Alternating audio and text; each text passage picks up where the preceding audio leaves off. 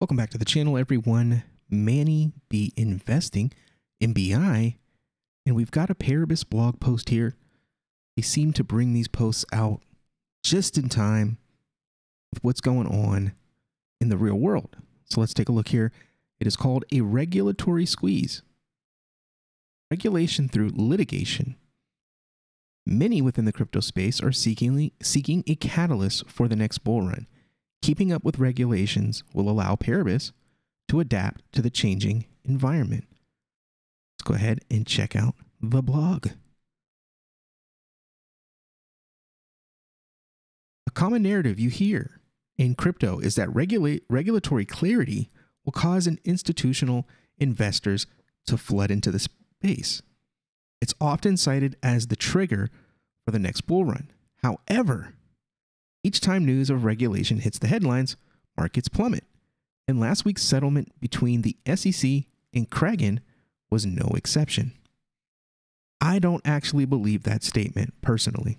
I don't believe that regulatory clarity is going to bring on this bull market and everybody's going to be happy and singing and dancing, holding hands. I just do not believe that. Every example of government agency regulating an industry tells us otherwise. While it's true that forward-thinking regulations will help to remove a lot of uncertainty from the space, it's doubtful it will cause the next bull run. I agree. As we've seen from the present market conditions, several larger factors, such as Russia and China, have more influence on the price than regulations. The reason for the narrative is that liquidity is required to drive prices back up to all-time highs, and there's presently a global liquidity crunch affecting all markets. Even if Gary Gensler at the SEC came out with clear and precise wording for future regulation, it's unlikely this would do anything other than cause a short-term pump. And that's what I talk about all the time with people saying, oh, this is the bull run, we're in a bull market, the bear market's over, let's go.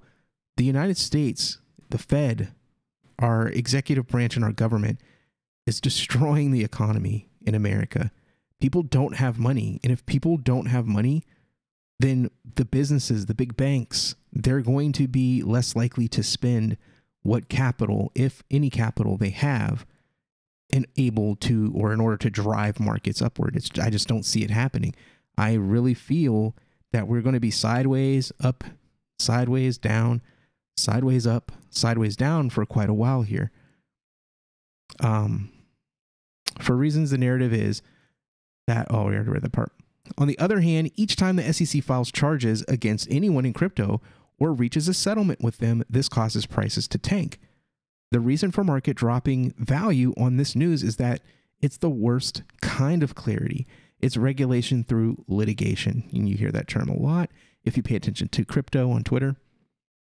Although the process of complying with regulations will be somewhat onerous and expensive, this is nothing compared to the almost limitless liability of being sued by the SEC. Institutions are rightly cautious of this approach, and that's why every time it happens, crypto portfolios suffer.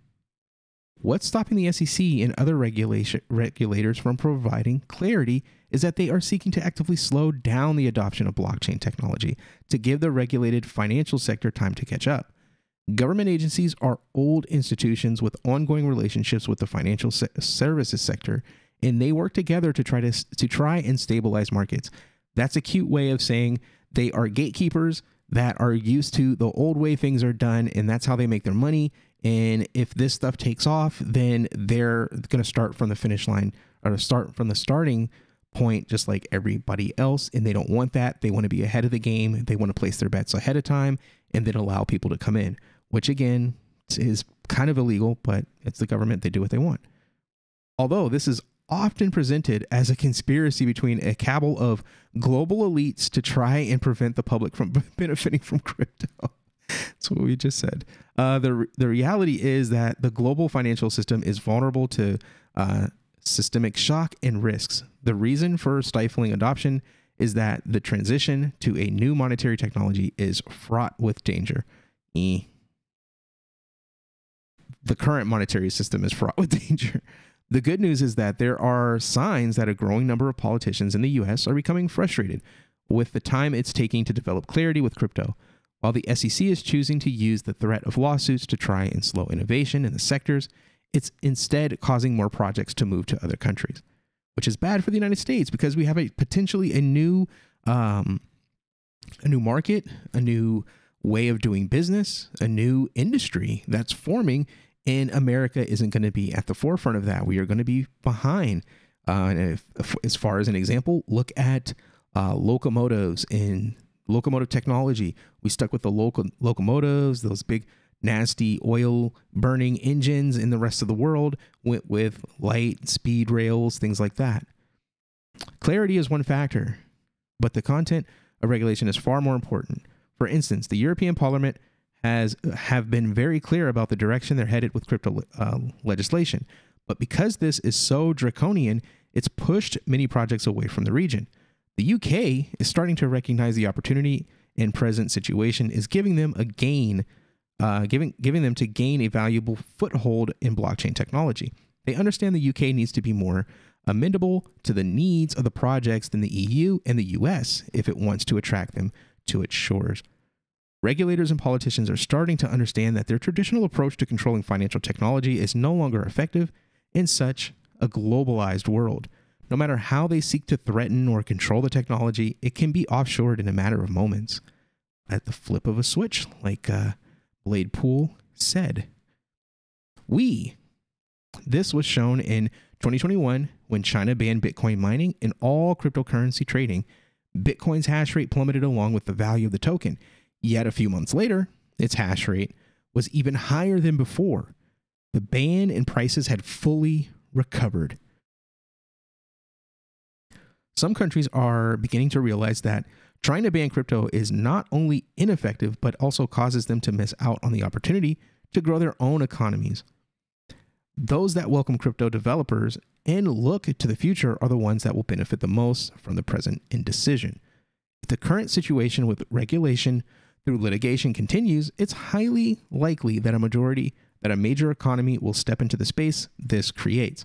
With the damage that COVID and inflation has caused to so many economies, it's only a matter of time before one of them breaks ranks and capitalizes on the opportunity. And I agree. People like money, countries like money, governments like money. If there's countries out there that have been hit the hardest by COVID and the actions or inactions of the American government, it's going to be those poorer countries. They're just going to say, hey, you can come here and do whatever you want.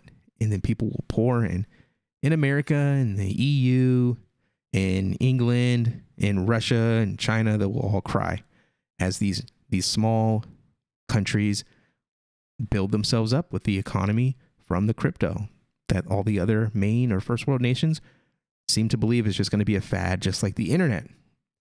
So what say you in the comment section?